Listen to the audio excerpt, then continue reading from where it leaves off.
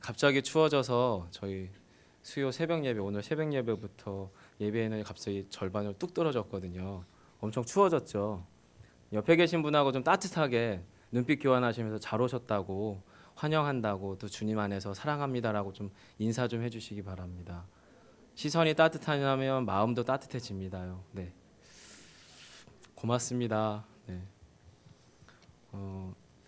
작년에 너무 힘들었습니다. 큐티 본문이 너무 뜬금없이 어려워서 레이기도 어려운데 게다가 레이기와 잠언을 영거푸 교대로 계속 쓰는 저희 큐티 책을 보면서 이게 큐티 책인지 아니면 사람 잡는 책인지 모를 정도로 목회자도 힘들었거든요. 그러다가 올해 이제 딱 이 퍼런 거퓨즈에 있는 이 요한복음 큐티 책을 딱 보는 순간 기쁨이 밀려왔습니다. 왜냐하면 본문이 요한복음이고 제가 이제 마태 목사님의 이야기를 하면서 드디어 큐티 책이 날 알아보기 시작했다고 왜 그러냐 그랬더라고요. 그래서 제가 마태 목사님께 요한복음은 저에게는 생명의 책입니다 라고 진담 반 농담 반으로 아주 멋진 얘기를 했죠. 예. 왜 저에게 생명의 책이냐면 신앙생활 쭉 해나가면서 20대 때도 그랬고 또 신학교를 다닐 때도 그렇고 참 많은 질문들이 제 안에 있었습니다. 여러 가지 수많은 꽤 많은 질문들이 있었는데 그 많은 질문들에 대해서 너무나도 단호하고도 분명한 답들이 사실은 요한복음 곳곳 가운데 있었어요. 그래서 저에게는 실제로 이 요한복음은 생명의 책입니다. 영적인 질문에 목마름들이 있고요. 인생의 결핍에 관한 이야기들이 요한복음 곳곳 가운데 놓여 있고요. 거기에 대한 최종적인 답으로 예수 그리스도가 이 땅 가운데 오셨음에 대하여 사실 요한복음 이야기를 하고 있습니다. 그래서 실제로 요한복음 1장 같은 경우는 하나님께서 계셨던 시간 그리고 예수 그리스도가 함께 계셨던 그 시간에 대하여 얘기합니다. 태초에 말씀이 계시니라 태초에 말씀이 계시니라 라고 말씀이 시작이 돼요. 이 태초라고 하는 시간을 한번 생각해 보세요, 여러분. 태초라고 하는 말의 의미가 뭐겠습니까? 맨 처음이라는 말이잖아요. 그러면 저희가 조금 더 어려운 질문으로 맨 처음 앞에 있는 시간은 도대체 그럼 뭐라고 부를까요? 태초 앞에 있는 시간은 또 태초가 될 수밖에 없어요. 맨 처음이라는 말을 또 대체할 만한 단어가 사실은 없습니다. 근데 우리에게 있어서 맨 처음이 있으면 그 앞에도 있겠고 또 그 앞에도 있고 결국에 태초라고 하는 말은 허구적인 말입니다. 없는 말입니다. 어디에요? 우리의 인식에는 없습니다. 우리가 이해할 수 있는 시간이 아니라는 겁니다. 우리가 설명해낼 수 없는 시간이라는 거고요. 태초라고 하는 시간은 하나님의 시간이라고 하는 걸 의미합니다. 그리고 그 태초에 하나님께서 예수 그리스도와 함께 계셨는데 그 예수 그리스도께서 말씀으로 계셨다라고 성경은 이야기합니다. 그리고 말씀으로 계셨던 예수 그리스도가 이 땅 가운데 빛으로 오셔서 자기 백성 가운데 찾아왔는데 자기 백성들이 어둠 가운데 있으므로 그 빛을 깨닫지 못했다라고 이야기하는 게 요한복음 1장의 이야기예요. 그리고 실제로 요한복음 1장 14절에서 말씀이 육신이 되어 우리 가운데 거하심에 라고 하면서 독생하신 하나님의 영광이 우리 가운데 충만했다라고 요한복음이 결론을 딱 내리고 본문을 시작을 하거든요. 그러면서 예수님이 이 땅 가운데 인간의 몸을 입고 오셔서 행하신 일들 곳곳이 요한복음 2장부터 순서대로 쭉 나가는 게 요한복음의 이야기입니다. 그래서 봤더니 예수님이 가장 먼저 찾아간 곳이 어디냐면 결혼식장이었습니다. 그렇죠? 요한복음 2장의 가나의 혼인잔치죠. 여러분 혼인잔치를 하는 이유는 무엇이고 혼인잔치의 주인공은 누구겠습니까? 당연히 신랑과 신부입니다. 신랑과 신부에게 애국하려고 결혼식하는 사람은 아무도 없지요. 웃으면서 축복해주고 기뻐해주기 위하여 결혼식을 하는데 그 결혼식 날 당일에 뭐가 뚝 떨어지냐면 포도주가 뚝 떨어지게 됩니다. 당시의 결혼식은 보통 한 일주일 정도 이 사방에 불을 쫙 켜놓고서 밤에 이제 피로연을 즐기는 게 유대 사회에서의 결혼식이었어요. 근데 한참 이제 이 축제가 거의 절정에 딱 치달할 쯤에 포도주가 똑 떨어진 거죠. 그렇게 되면 여러분 가나라고 하는 마을은 매우 작은 마을이었거든요. 100호에서 150호 정도 될 건데 갑자기 그 많은 포도주를 조달할 수가 없어요. 근데 그 상황에서 누가 계시는 거냐면 예수님이 찾아오시는 겁니다. 그래서 축제의 자리, 축복의 자리, 기쁨이 충만해야 되는 자리에 참 기쁨이 결핍되어 있는 그곳 가운데로 인간 대신 예수 그리스도, 인간 대신 하나님의 아들 예수 그리스도가 찾아오셔서 거기서 무엇을 행하시냐면 물을 포도주로 바꾸심으로 신랑과 신부가 다시 한번 주인공으로 온전히 축복받고 기뻐할 수 있도록 참 기쁨의 관계를 회복시키시는 분, 이게 요한복음 2장 가운데 등장하는 예수 그리스도라는 거예요. 3장으로 넘어가 보면 참 지식을 결핍하고 있었던 한 인물이 등장합니다. 니고데모라고 하는 인물입니다. 근데 니고데모가 무식한 사람이었느냐? 아닙니다. 유대인 중에 교사였습니다. 바리새인으로서 율법 교사로서 율법을 만들어내는 지식인 중에 지식인이었습니다. 뿐만 아니라 유대인의 관리였습니다. 관원이었다는 거죠. 즉 니고데모는 최고의 정치 권력과 최고의 종교 권력의 정점 가운데 있는 사람이었는데 그의 마음 가운데 해결되지 않는 지식의 문제가 하나 있었습니다. 뭐냐면 내 인생이 죽고 나서 나는 도대체 하나님께로 어떻게 가겠는가? 나는 구원을, 나는 천국을 어떻게 갈 수 있겠는가? 이 지식의 목마름이 이 니고데모에게 있었습니다. 그래서 예수님이 이 땅 가운데 오셨음에 대하여 알고 듣게 된 니고데모가 밤중에 아무도 자신을 알아보지 못할 자연적인 밤중에 자신의 깊은 영혼의 고뇌함들, 영혼의 밤을 지나서 예수 그리스도께로 은밀히 찾아옵니다. 그러자 예수님은 마치 니고데모를 기다렸다는 듯이 초라하고도 작은 골방에 머무시다가 니고데모가 똑똑하고 들어오는 순간 그를 환영합니다. 그리고 나서 거듭남의 비밀, 중생함의 비밀, 물과 성령으로 거듭나야 될 것에 대한 구원의 참 지식에 대하여 예수 그리스도께서는 인간의 몸을 입으시고 니고데모가 알아들을 만한 육성으로 그의 영혼 가운데 구원에 관하여 가르치십니다. 참 기쁨의 결핍 상태에서 주님이 오셔서 온전한 기쁨의 자리로 회복시키시고요. 참 지식이 결핍된 상황에서 주님께서 그의 심령 안에, 그의 지식 안에 참 구원의 지식을 가르치십니다. 그리고 오늘 본문이 참 생수의 목마름이 있는 여인, 목마른 인생 가운데 찾아오셔서 참 생수 되신 예수 그리스도가 그의 내면을, 그의 인생을 어떻게 바꾸어 가는지가 오늘 요한복음 4장에 나오는 이야기입니다.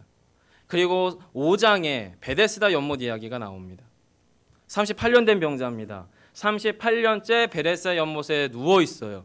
아무것도 하지 않아요. 눈은 살아 있습니다. 목은 어느 정도 가누는 것 같습니다. 어떤 일이 있는지 다 귀로 듣고 눈으로 봅니다. 하지만 몸을 일으킬 수가 없고 자신의 삶의 의지도 또한 메말라 버렸습니다. 생명력은 전혀 찾아볼 수 없도록 모든 의지가 말라 있고 믿음도 말라 있고 삶에 대한 소망이 끊어져 있는 인생 가운데 예수님께서 바로 그 베데스다 연못 가운데로 당신의 인간의 몸을 입고 계신 하나님께서 찾아가십니다. 그리고 그 인생 가운데 질문하십니다. 내가 낫고자 하느냐? 근데 여러분 그 사람의 대답을 유심히 보시면 예, 제가 낫고 싶습니다. 하나도 없습니다. 내가 낫고 싶었는데 저놈들이 먼저 들어갈 뿐더러 내가 낫고 싶었는데 천사가 저불을 통할 때에 나를 그 연못에 넣어줄 사람이 아무도 없어서 제가 여기까지 이 모양 이 꼴로 살고 있어요라고 하면서 인생과 세상과 남들을 탓하는 비겁하고도 비참한 인생으로 전락돼 있어서 의지가 말라버려 있었어요. 근데 그 영혼을 향하여 주님께서 뭐라고 얘기하시냐면 일어나 걸어가라고 하면서 참 생명으로 그를 일으켜 세우시는 게 5장의 이야기예요. 그리고 여러분이 잘 아시는 것처럼 6장은 오병이어의 기적이죠. 수많은 사람이 있었습니다. 저녁 늦게까지 주님께서 말씀을 가르쳤습니다. 그런데 예수님이 말씀을 가르치는 순간부터 갑자기 어느 정도 시간이 지나서 해가 질 무렵 되니까 분위기가 어수선해져요. 이게 설교를 처음에 이렇게 막 집중해서 들으시다가 이제 조금 졸리면 이제 피곤하시잖아요. 저녁 때 오셨으니까. 그럼 딴 생각이 갑자기 찾아오고 또 이게 또 위에 히터가 또 따뜻하게 하면 몸이 또 느른해지면서 저희가 살짝 졸린 것처럼 이 사람들이 이제 오병이어 기적에 나오는 등장하는 사람들은 이른 아침부터 저녁까지 하나님의 말씀 예수 그리스도를 통해서 천국에 관한 이야기를 듣다가 이제 몸이 배고픈 거죠. 육신이 피곤하고 배고프고 하다 보니까 말씀이 더 이상 산만해지는 그쯤 됐을 때 사람들이 배고프다는 것을 제자들이 예수님께 얘기를 합니다. 그래서 주님이 뭐라고 질문하시냐면요. 제자들한테 너희가 어디에서 떡을 사서 이 사람들을 먹이겠느냐라고 얘기하십니다. 실제로 여러분 그 당시에 2만 명이라는 사람을 먹일 수 있는 홈플러스 같은 큰 떡집은 그 시대에 존재하지 않습니다. 그 질문은 예수님께서 비현실적이라는 걸 알매도 불구하고 질문하신 거죠. 무슨 일을 행하십니까? 어린아이의 도시락을 받으십니다. 그리고 이 어린아이의 도시락을 하늘로 올리셔서 축사하십니다. 그리고 축사된 도시락이 땅으로 내려옵니다. 그리고 제자들에게 얘기합니다. 나누어 주라. 그리고 그들을 먹이고도 남음이 있는 기적이 일어납니다. 참 양식이 결핍된 인생 가운데 참 떡 대신 예수 그리스도께서 당신을 통하여 어떤 일이 일어날지에 대하여 보이시는 기적인 거죠. 이 모든 일들이 1장부터 6장 사이에서 일어나요. 그리고 7장에서는 당신께서 직접 명절 큰 날, 초막절의 마지막 명절날 예루살렘 한복판 실로 앞 연못가에 서서 외치십니다. 누구든지 목마르거든 내게로 와서 마셔라 하면서 당신의 참 생수되심에 대하여 이야기합니다. 8장과 9장에서는 소경을 고치시면서 내가 세상 가운데 온 세상의 참 빛이라고 말씀하십니다. 그리고 10장에서는 나야말로 너희들이 기다리던 모든 영혼을 돌보는 양을 돌보는 참 목자가 바로 나다라고 주님께서 선언하십니다. 자, 앞에서는 기적을 베푸셨어요. 뒤에서는 이야기, 당신의 말씀을 설명하셨어요. 그리고 나서 11장 가운데서는 어떤 일이 일어나냐면 아시는 것처럼 죽은 나사로를 주님께서 살리십니다. 그러면서 당신이 부활이 되고 길이 되며 생명이 될 것에 대하여 말씀하셨습니다. 자, 그러면 여러분 12장부터 나머지 20장까지는 어떤 일이 일어날까요?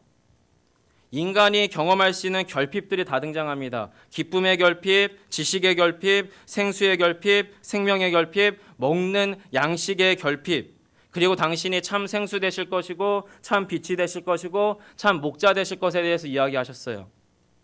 그리고 무엇보다 당신이 부활의 첫 사람, 부활이 될 것이라고 하는 것, 나 스스로가 길이요 진리요 생명이 될 것에 대하여 말씀하셨어요. 나사로의 비유 기적 가운데에서. 그리고 나서 12장부터는 신속하게 어디로 옮겨가냐면 예수님의 마지막 공생애 중에 마지막 일주일로 옮겨갑니다. 그리고 그 가운데에서 주님께서 당신의 그 말씀하심에 대한 실제적인 답을 베푸시는 거죠. 십자가의 죽음을 준비하세요. 그리고 고난을 준비하세요. 그렇게 십자가와 죽음을 통과해서 당신이 직접 죽으시고 직접 부활하심으로 당신이 앞에서 보이셨던 표적들, 당신이 입으로 가르쳤던 그 말씀들을 당신 자체가 표적이 돼서 직접 당신을 죽이심으로 모든 인생의 최종적인 결핍의 상태, 죽음에 대한 하나님의 대답이 당신의 아들 예수 그리스도를 이 땅 가운데 보내셔서 참 기쁨과 참 지식과 참 생명수와 참 양식이 끊어져 있는 인생 가운데 부활로 답하시는 이야기가 요한복음의 이야기다라는 겁니다. 여러분과 제가 예수 그리스도에 관한 이야기들을 복음서 가운데서 쭉 발견해서 나아갈 때에 십자가의 고난에 대한 스토리가 복음서 뒷부분에 꽤나 많이 등장하는 이유가 그것 때문이거든요.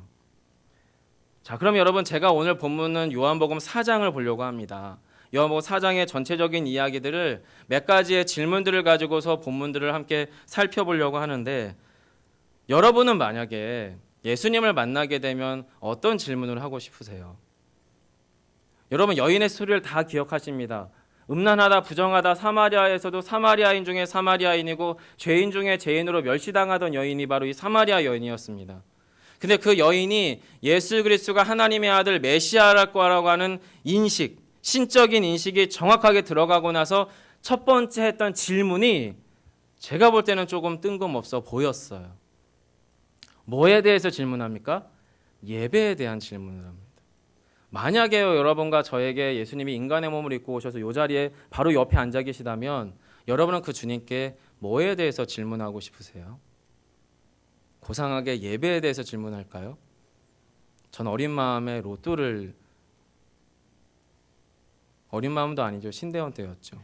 사랑의 식권이라고 하는 거를 학교에서 이제 나눠주거든요. 한 20장 정도 나눠주는데 제가 이제 거기서 같이 생활하는 형이 또 한 10장 정도를 더 나눠줍니다. 이 사랑의 식권이라고 하면 말 그대로 점심 식권을 말하는 겁니다. 이제 그러면 이제 젊고 가난한 목사 후보생인 저희 전도사들 입장에서 이제 전에 한번 얘기했어요. 로또를 사지 말아야 될 이유와 사도 괜찮을 만한 이유. 성경적으로 신학생들끼리 그걸 논쟁을 합니다. 그러면은 결론은 결국에 우리는 알아요. 야, 사는 순간 이건 믿음을 포기하는 일이구나 하는 걸 알기 때문에 제가 어디까지 해봤냐면 번호를 적어보긴 했습니다. 기도해보고.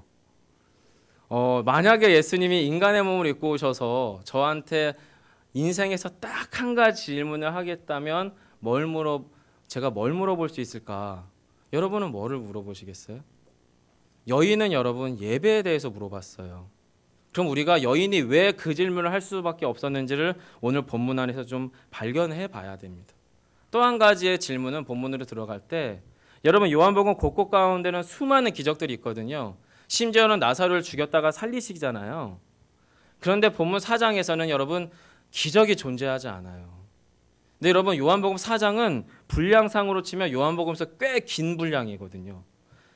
예수님이 이 땅 가운데 오셔서 한 사람하고 이렇게 길게 대화한 것을 기록해 놓은 성경이 없어요.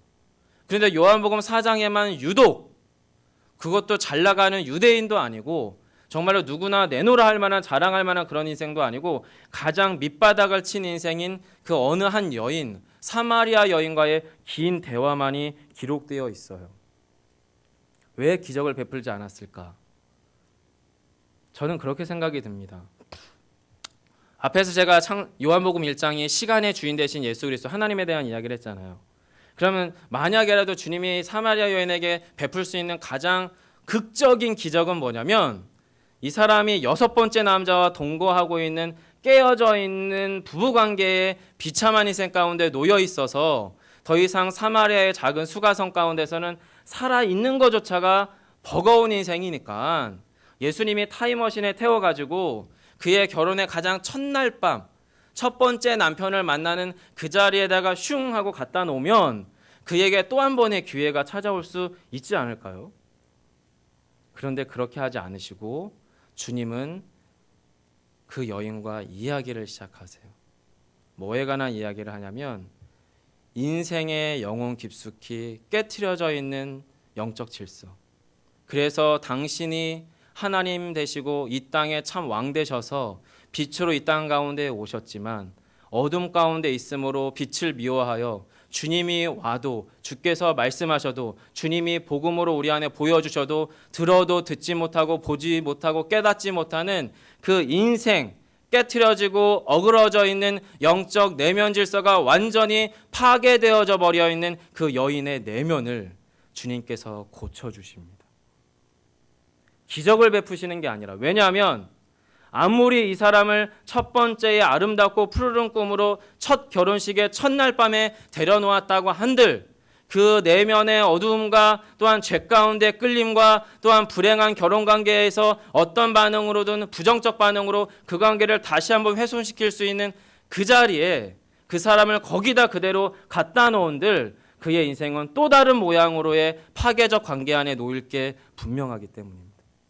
그래서 오히려 이 사마리아 여인에게 가장 필요한 기적은 시간을 되돌려 첫날 밤으로 옮겨놓는 것이 아니라 그의 내면을 바꿔서 그의 영혼 가운데 있는 영적 무질서, 영적인 혼탁함을 바로잡는 게 그에게 오히려 필요한 기적인 거죠. 그리고 저는 그래서 요한복음 4장이 좋아요. 왜냐하면 만만하거든요. 저는 저희 인생 그 어느 곳에서도 기적을 경험해 본 적이 없습니다. 목사잖아요. 병원에 가서 얼마나 중환 환자들을 봅니까? 어떨 때는 이 안에서 오는 여러 가지의 미안함, 복잡함, 안타까움 가운데서 손을 얹고 기도할 때 뭐가 좀 나갔으면 좋겠어요. 아무런 일이 일어나지 않습니다. 오히려 더 슬픈 거는 기도하고 왔는데 더 나빠졌다는 얘기를 듣는 순간 상당한 자괴감에 빠지게 됩니다.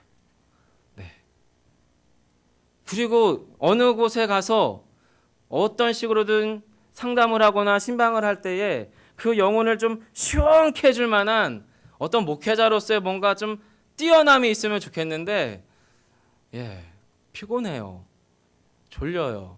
그리고 신방 여러 군데 막 돌면 정신이 멍해서 내가 이 본문을 어디서 어떻게 했는지조차 기억이 안 나서 헷갈릴 때는 죄송한 얘기지만 여러분 저희 식구들 앞에서 신방 가서 이야기하는 내가 지금 무슨 이야기 하는지 나도 모를 때 하는 이야기가 나오는 거죠. 그럴 때 보면 너무 초라합니다. 그렇게 저는 만만한 인생이거든요. 근데 요한복음 4장도 그렇게 만만해요. 기적이 등장하지 않아요. 그리고 어쩌면 여자는 저보다 더 그래서 이 본문은 훨씬 만만해 보여요. 그런데 여러분, 이 본문으로 깊숙이 들어가 보면 전혀 그렇지 않아요. 정말 놀라운 이야기가 담겨져 있는데요. 주님께서 기적을 베푸시지 않았던 이유는 바로 그 영혼의 무질서를 직명케 하십니다. 오늘 본문에서 보시면 4장 13절부터 15절까지를 한번 가볼까요? 요한복음 4장 13절로 15절입니다. 같이 읽어볼까요? 13절입니다. 시작. 예수께서 대답하여 이르시되 마시는 자마다 다시 목마르려니와 내가 주는 물을 마시는 자는 영원히 목마르지 아니하리니 내가 주는 물은 그 속에서 영생하도록 솟아나는 샘물이 되리라. 여자가 이르되 주여 그런 물을 내게 주사 목마르지도 않고 또 여기 물 기르러 오지도 않게 하옵소서. 아멘. 여러분 13절에서 주님께서 뭐라고 말씀하시냐면 이 앞에 있는 스토리가 이어져서 이제 설명이 되어져야 되는데요. 예수님께서 제자들을 데리고 일부러 내가 유다 지방에서 갈릴리로 가야 되는데 사마리아를 통과해야겠다라고 의지적 선언을 하십니다. 그래서 이 유대인인 남자들 제자들이 마지못해서 이 사마리아 수가성으로 같이 따라 들어가요. 근데 때마침 끼니 때가 된 것 같아요. 그래서 예수님의 제자들은 수가성에 있는 시장으로 들어가서 자신들의 끼니를 해결할 것과 예수님의 먹을 거리를 구하러 간 사이에 예수님은 여인이 물을 구하러 오는 우물가에 기다리시다가 여인에게 단도직입적으로 물을 달라고 하십니다. 그러자 여자가 매우 지혜로운 여자였던 것 같아요. 뭐라고 말하냐면 당신은 유대 남자로서 어떻게 사마리아 여자인 나에게 물을 달라고 하십니까? 하면서 말을 합니다. 여러분 보통의 의문문은 두 가지의 이중적인 의미가 있죠. 정말 궁금해서 물어보는 것과 또 한 가지는 왜요? 부정형입니다. 무슨 말이냐면 애시당초 유대 사람과 사마리아 사람들은 상종하지 않거든요. 그러니까 상종치 않은데 왜 물을 달라고 하세요? 질문하면서 자연스럽게 그냥 당신 가실 길 가십시오라고 하는 그 이야기가 바로 여인의 그 대답이에요. 왜 그랬냐면 앞에서 말씀드렸잖아요. 6번째 남자와 살고 있는, 그래서 바닥을 쳐도 더 이상은 파고 들어갈 바닥도 없는 그 여인의 인생 가운데에서 사마리아 땅 수가성의 우물가에서 이야기를 하는 그 공적 장소에서 이야기를, 그것도 유대말을 쓰는 외간 남자와 말을 섞고 있는 모습을 지나가는 수가성의 동네 사람 한 사람이 지나가다가 볼 경우 그의 인생은 더 꼬입니다. 더 복잡해집니다. 그리고 또 실제로는 그 당시의 역사적 상황들 속에서 얼굴을 가리고 또 이방 여자, 소위 사마리아 여자에게 말을 거는 유대 남자의 이 현상은 자연스럽지 않아요. 그 당시에는 여러분 자기 아내와 길을 걸어가도 길가에서는 남편이 아내한테 말을 걸지 않았다고 합니다. 방 안에 들어가서나 말을 걸었대요. 그러면 자기의 아내도 아닌 여자에게 말을 거는 의미는 보통은 그런 의미라는 거예요. 작업 거는 거죠. 그러니까 그 상황에서 그 여자는 그 상황을 어떻게든 빨리 모면하고 싶은 거예요. 그래서 매우 지혜롭게 지금 얘기하는 거죠. 상종 안 하는 상황이시고 상종 안 하는 유대 남자가 왜 나한테 말을 거세요? 그냥 제발 좀 그냥 가십시오라고 이야기를 꺼내는 겁니다. 그러자 주님이 10절에서 뭐라고 얘기하셨냐면 너가 만일 하나님의 선물과 또 내게 물 좀 달라 하는 이가 누구인 줄 알았다면 너는 나에게 생수를 구했을 거다라고 이야기를 합니다. 그러자 그 여인이 한술 더 뜹니다. 그게 12절이에요. 우리 조상 야곱이 이 우물을 우리에게 주셨고 또 여기서 자기와 자기 아들과 짐승이 다 마셨는데 당신은 야곱보다 더 큽니까? 야곱보다 절대 클 리가 없다라는 이야기죠. 두 번째 부정입니다.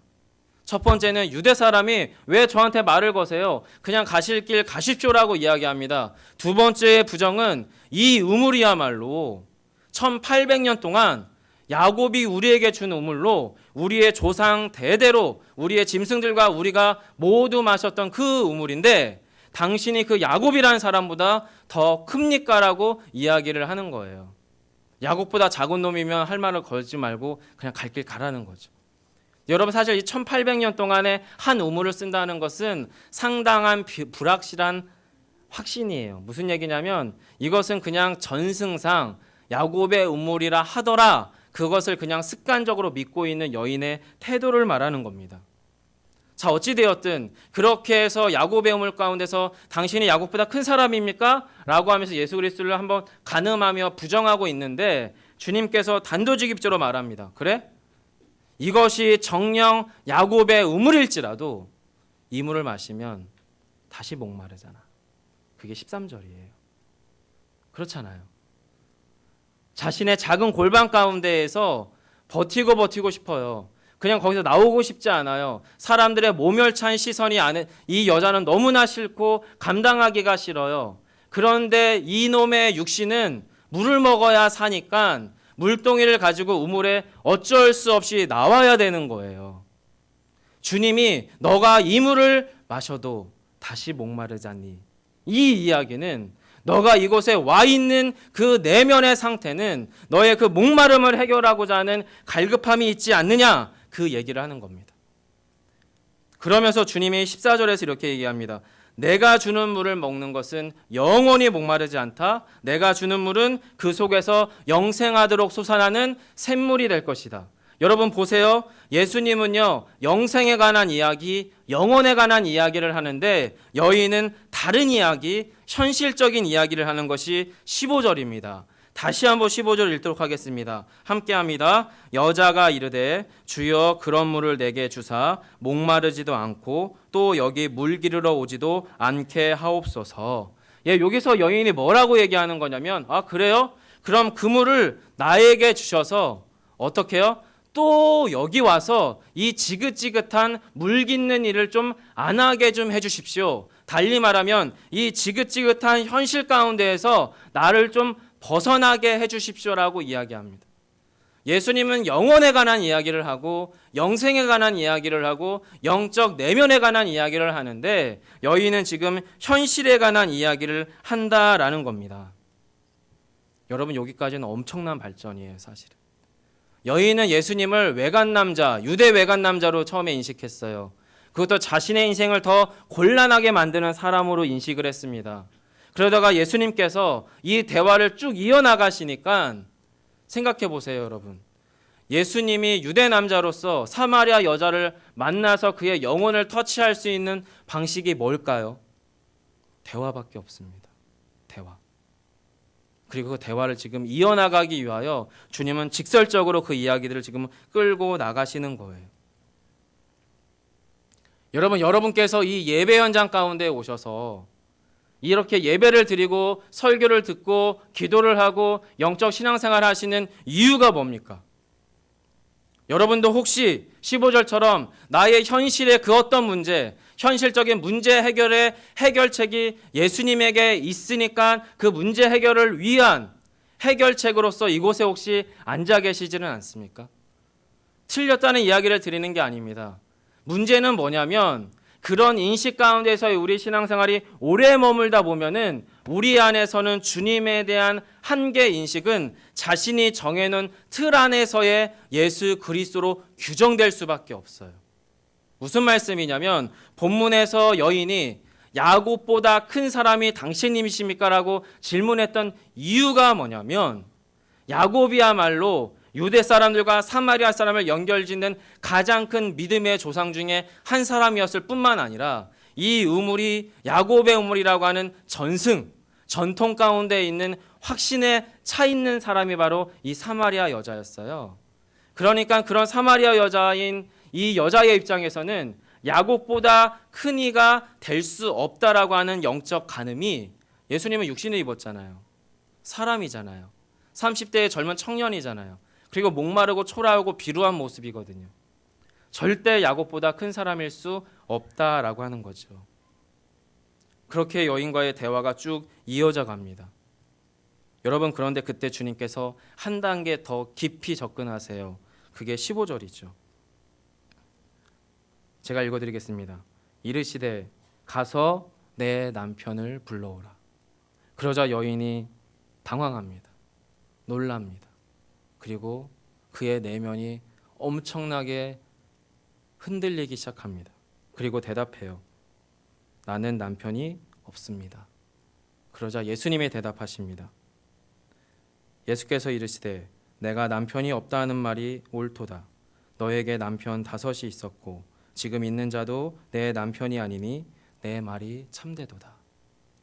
여러분, 여기서 참되다는 말, 너의 말이 옳다라고 하는 말은 팩트가 맞다라고 하는 팩트를 체크하는 차원의 이야기가 아니잖아요. 사실 확인의 차원이 아니거든요.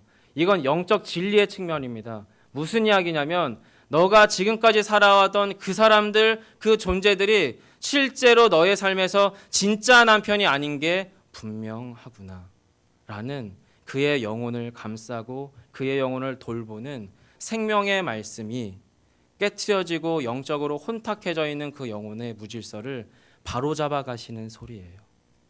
여인아, 내 말이 옳도다. 내 말이 참되구나. 사랑하는 성도 여러분, 여러분께서 이 예배 현장 가운데 오셔서 들으셔야 되는 주님의 음성, 생명의 말씀의 선언은 무엇일까요? 우리의 문제 해결, 주님 더 이상 이 지긋지긋한 문제 때문에 또 물기르러 오지 좀 않게 해주세요라고 하는 문제 해결에서 거기에만 머무는 우리의 신앙생활이길 원하지 않으셨으면 좋겠어요. 우리의 밑바닥의 깊숙한 내면에 주님께서 말씀하시는 거죠. 사랑하는 딸아, 사랑하는 아들아, 내 말이 참되도다. 내가 옳구나. 여러분의 영혼을 어루만지시는 주님의 손길을 경험하시는 저와 여러분 되시기를 간절히 소망합니다. 여러분, 그래서 여인의 질문이 달라진 거예요. 예수님은 처음에는 외간 남자였지만 그가 어떤 선생처럼 보였고, 그리고 자신의 영혼의 문제를 툭 하고 고백해도 될 만한 분으로 이 여자의 인식이 전환되기 시작합니다. 그래서 여러분, 이어서 20절에서 여인이 이런 질문을 합니다. 우리 조상들은 이 산에서 예배하였는데 당신들의 말은 예배할 곳이 예루살렘에 있다 하더이다. 여러분, 이것이 무슨 얘기일까요? 여러분, 우물에서도 여자는 부정한 여인이라고 하는 모멸찬 시선을 느낍니다. 가정에서도 6번째 사는 남자한테 언제 버림받을지 모르는 두려움과 깨트려진 자아 가운데서 살아갑니다. 여자의 인생이 처음부터 그러진 않았을 거예요. 첫 번째 결혼은 꽤나 푸르른 꿈 가운데에서 그 결혼 생활이 유지됐었을 거예요. 나도 참 행복한 가정생활을 꿈꿨을 거예요. 근데 어떤 이유인지 모르겠지만 그것이 사별이 되었든지 아니면 그 남자가 바람을 피웠든지 어찌됐든 첫 번째 결혼이 실패하고 버림받게 됩니다. 고대 사회에서도 재혼은 불가능한 일에 가까운데 이 여자는 그 기적과 같은 재혼을 하게 됩니다. 잘해보고 싶었을 것 같아요. 이번만은 실패해서 남들의 따가운 시선을 안 느꼈으면 좋겠어요. 그래서 두 번째 남편의 마음에 들고자 참 부단히도 많이 노력했었을 것 같아요. 그런데 어떤 이유인지 모르겠지만 남편의 시선이 차갑기 시작합니다. 더 이상 남편의 마음이, 감정이 전달되지 않아요.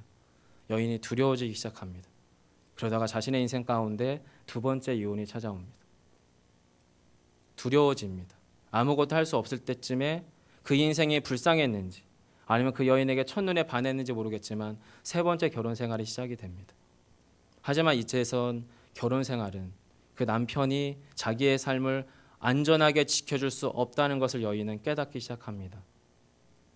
그리고 그 결혼 생활은 그냥 자기를 지키기 위한 수단으로 전락해서 자신을 지키기 위해서 남편에게 잘하는 감정이 실리지 않은 사랑이 없는 결혼관계가 지속될 것 같아요. 그러면서 여자는 예상합니다. 이 남자도 곧 나를 버리겠지. 그리고 그것은 사실이 되고 적중됩니다. 4번째, 5번째 결혼이 실패했을 때쯤에 그는 자신의 삶을 포기합니다. 자신의 자존감은 바닥을 치고요. 자신이 부정하다라고 하는 사람들의 이야기가 진짜로 다가옵니다. 사실이 되어버립니다. 하지만 살고 싶은 거예요. 하지만 자신의 인생 가운데 내가 아무리 바닥을 쳤지만 나도 여기서 더 주저앉을 수 없다는 마음으로 가난한 여인이 자신 나름의 품앗이를 해서 작은 아기 염소 하나를 삽니다. 그리고 그 당시 사마리아인들이 제사하던 그리심산으로 올라가요. 그리고 거기에서 번제로 그 예물을 드리며 주님, 저는 부정한 여인입니다. 저의 인생을 좀 불쌍히 여겨주십시오 하고 눈물 어린 제사를 드리고 나옵니다. 그런데 그렇게 나올 때 그 여인의 뒤로 사람들의 모멸찬 시선과 이야기들이 들립니다. 저 제사를 하나님이 받겠어?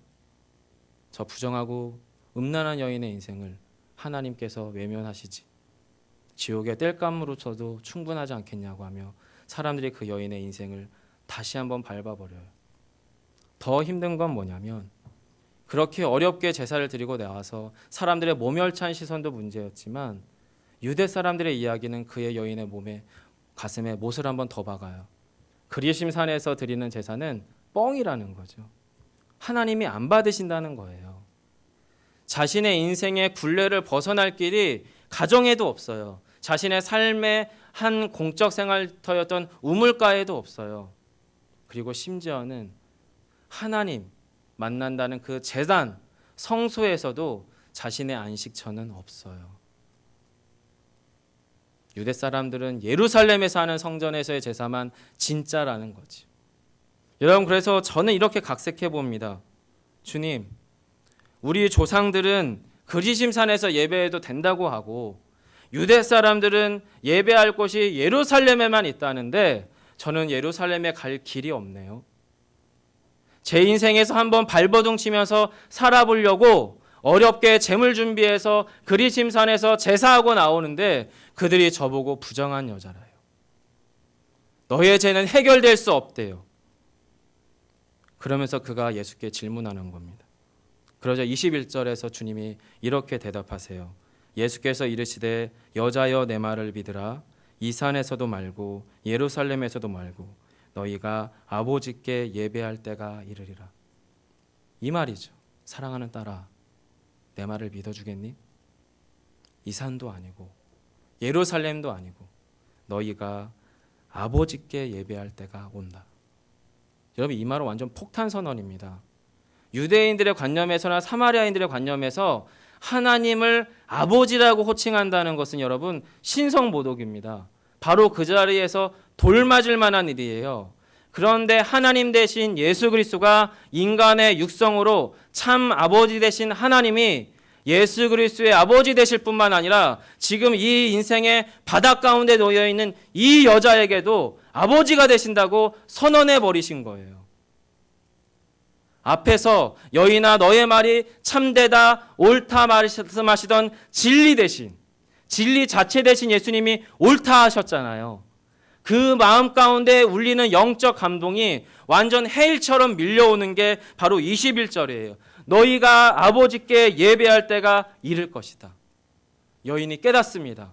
아, 내가 두렵고 떨리는 하나님, 저주와 심판 가운데 있는 하나님, 나의 죄의 문제에서 정죄하고 내 재물을 받지 않으시는 무서운 하나님이 아니라 내 인생을 처음부터 끝까지 꿰뚫고 직접 아실 뿐만 아니라 그 인생을 품어주시는 아버지께 예배하는 거구나. 아버지께. 여러분, 저와 여러분이 이 예배 현장 가운데서 경험하셔야 되는 것은 이 여인이 이야기했던 것, 다시 여기에서 물 기르러 오지 않도록 좀 제 문제 좀 해결해 주세요라고 하는 예배 수준이 아니라 저와 여러분은 지금요 보이지 아니하시는 영적 아버지 되신 그 하나님께 예배하러 이 자리에 오심을 믿으시기 바랍니다.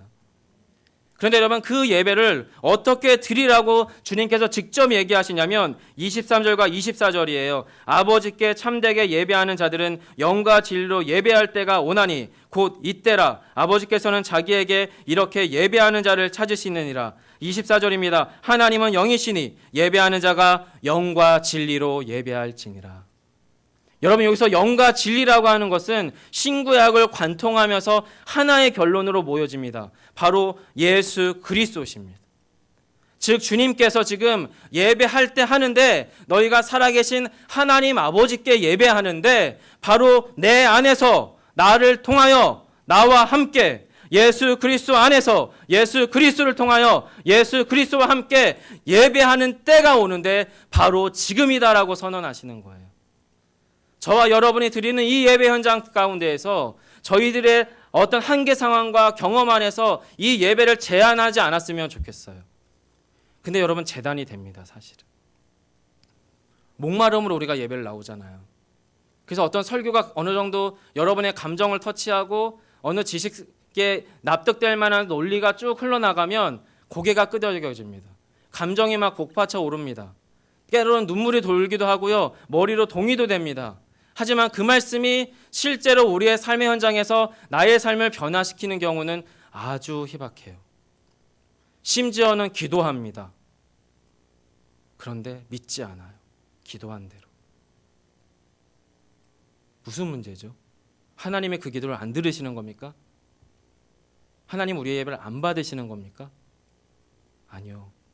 우리의 한계 상황이, 우리의 한계적인 논리가, 우리의 한계의 경험들이, 우리의 한계된 감정들이, 제한된 감정들이 하나님을 제한하는 겁니다. 예수님을 제한하는 거예요. 내가 경험한 만큼 설교 듣고, 내가 경험한 만큼 기도하고, 내가 경험한 만큼 하나님을 예배하기 시작을 하는 겁니다. 그런데 여인은 좀 달랐던 것 같아요. 예수님하고 이 대화가 쭉 이어나갈 쯤에 그 여인이 예감하기 시작합니다. 감지하기 시작해요. 아, 이분은 다르구나. 이분은 다르구나. 그래서 여인이 25절에서 한 번 더 질문해요. 이런 질문입니다. 여자가 이르되 메시아 곧 그리스도라 하는 이가 오실 줄 내가 아노니 그가 오시면 모든 것을 우리에게 알려주시리라. 주님, 저는 압니다. 메시아 약속된 그리스도가 우리에게 오시면 그분이 우리에게 모든 것을 알려줄 겁니다. 여기서 여러분 요한복음 안다라고 하는 단어, 알에 대한 단어, 지식에 대한 이야기를 요한복음 곳곳에 참 많이 합니다. 이 지식이라고 하는 것은 뭐냐면 말 그대로 이것이 영적 지식, 영지주의가 말하는 영지입니다. 영지라고 하는 게 뭐냐면 영적인 지식이거든요. 예수님 시대 때의 헬라인들은 지식이라고 하는 걸 이렇게 인식을 했습니다. 첫 번째 지식의 대상은 사람의 감각을 통해서 들어옵니다. 여러분이 지금 제 설교를 청각으로 듣는 거거든요. 그리고 저의 표정과 저의 손짓을 시각으로 봅니다. 그리고 때로는 저와 악수를 한다거나 저와 한 공간에 있으면 촉각, 감각을 통해서 나란 사람이 어떤 사람인지를 인식하게 됩니다. 이런 식으로 고대의 헬라인들은 자신의 오감을 가지고 처음에 먼저 알을 터득하게 됩니다. 그런데 그것이 자기의 지식 안으로 들어와서 그것이 자기의 지식작용, 어떤 작용 가운데에서 어떤 찰나처럼 싹 하고 지나가는 그 어떤 통찰, 그 어떤 깨달음, 이것을 그들은 영지라고 말했거든요. 그래서 이 사람들은 기본적으로 신인식을 다 가지고 있었어요. 그런데 지금 보세요. 25절에서 하는 이야기가 그분이 오시면 그가 우리에게 모든 것을 어떻게 해요? 알게 해주시겠다는 거예요. 하나님께서 직접 인간의 몸을 입고 오셔서 당신의 육성으로 같은 땅을 디디고 같은 공간에서 같은 물을 마시는 우물가에서 당신의 하나님 되심을 뭐로 가르치십니까? 저와 여러분의 감각을 통해 가르치고 계시는 겁니다. 그리고 그것에 대하여 여인은 어떻게 해요? 변화되기 시작하는 거죠. 그 내면이 다시 한번 바로잡히기 시작을 하는 거예요. 그래서 그의 삶이 어떻게 바뀌냐면 물동이를 버려도 될 만큼의 변화. 28절이죠. 여자가 물동이를 버려두고 동네로 들어가서 사람들에게 이르되. 여러분, 이 물동이는 어떤 의미의 물동이인 줄 아세요? 여인이 자신의 삶의 골방 속으로 깊숙이 들어가서 아무도 만나고 싶지 않은 깨어진 관계와 깨어진 내면을 가지고 있지만 목마르기 때문에 어쩔 수 없이 우물가에 가야 되는 그 물동이입니다. 자신의 인생에서 이 물동이는 굴레 같은 거예요. 삶을 살아가야 되는 유일한 생명의 수단이지만 동시에 이것은 지긋지긋한 자기 인생의 부끄러움의 굴레 같은 게 바로 이 물동이입니다. 그런데 이 물동이가 더 이상 이 여인에게는 부자연스럽고 불필요하고 번거로운 것으로 변화될 만한 변화가 도대체 뭘까요? 예수를 만났습니다. 말씀 되신 하나님 예수 그리스도를 만났습니다. 그리고 그의 마음 가운데 갈망이 막 떠오르기 시작합니다. 내가 만난 이 예수 그리스도, 내가 만난 이 메시아 되신 예수 그리스도를 전해야 될 거라고 하는, 그를 증거해야겠다라고 하는 목마름이 그의 몸을 뜨겁게 합니다. 그의 발을 움직이게 합니다. 그래서 그가 다시 수가성 한 복판으로 뛰어 들어갈 때에 이 물동이는 무겁고 번거로운 것이 될 뿐이에요. 저와 여러분 가운데 예수 그리스도를 통해서 만나는 삶의 변화는요, 내 영혼의 생수만 만나면 될 노릇이 아닌 것 같아요.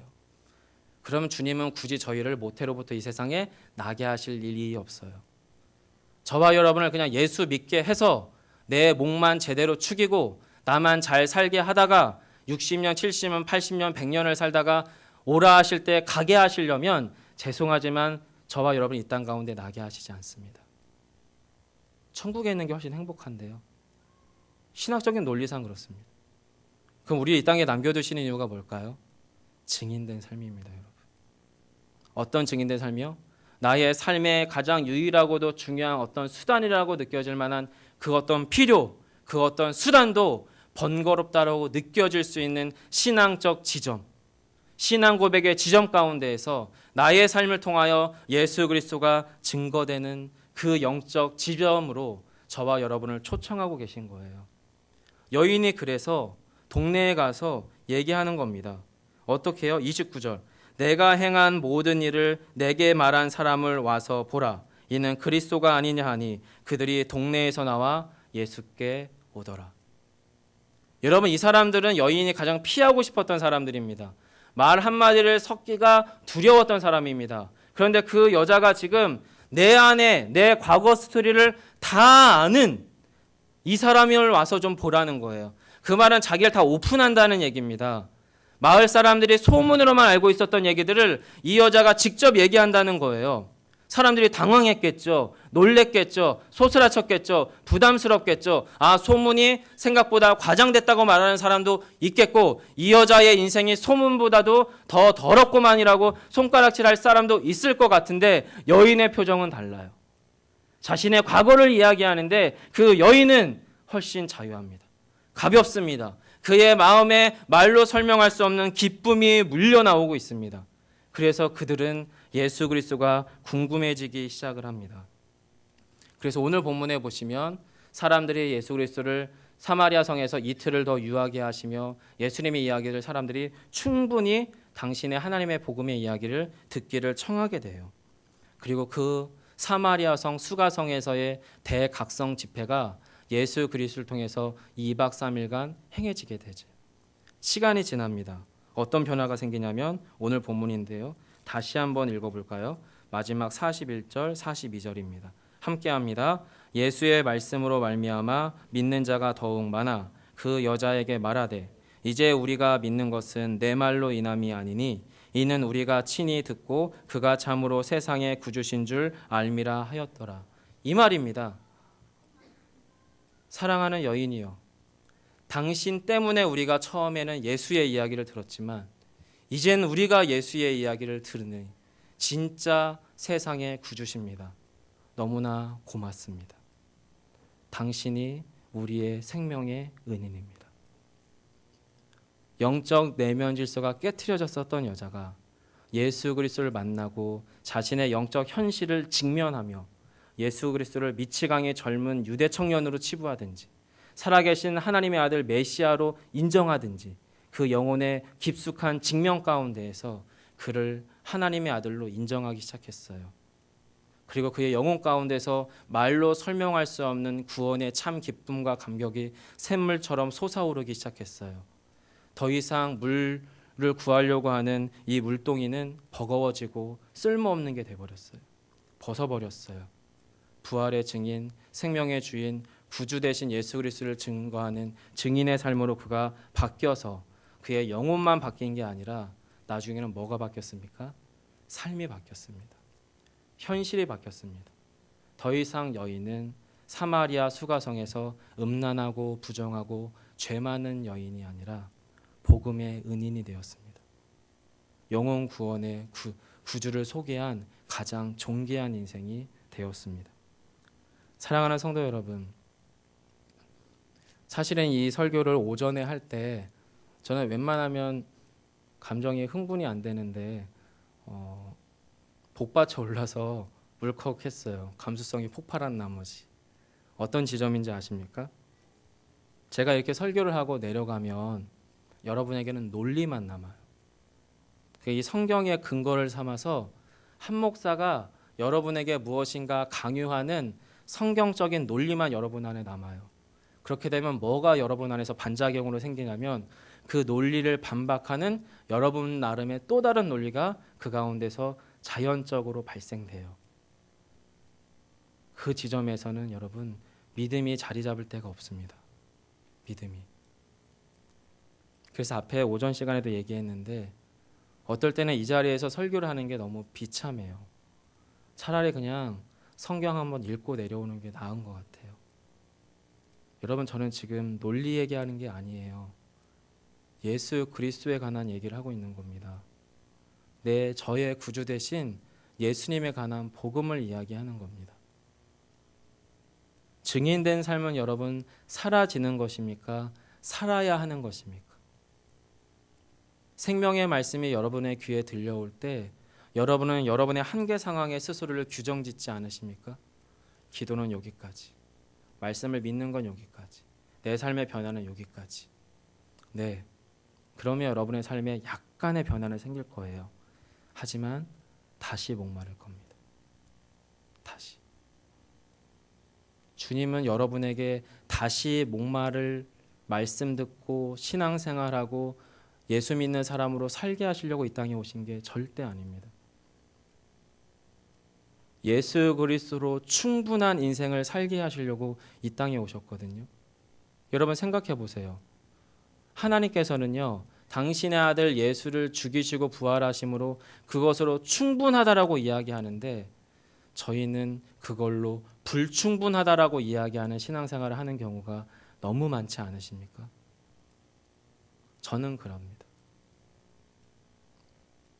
신학적인 논리를 연마하고 준비해보고 신학생 때 유명하다는 목사님들의 설교를 찾아보기도 하고 설교의 화법이 뭔지를 준비해보기도 하고 여러 자료가 될 만한 책들을 살펴보기도 하고 그랬더니 뭐만 남냐면 논리만 남더군요.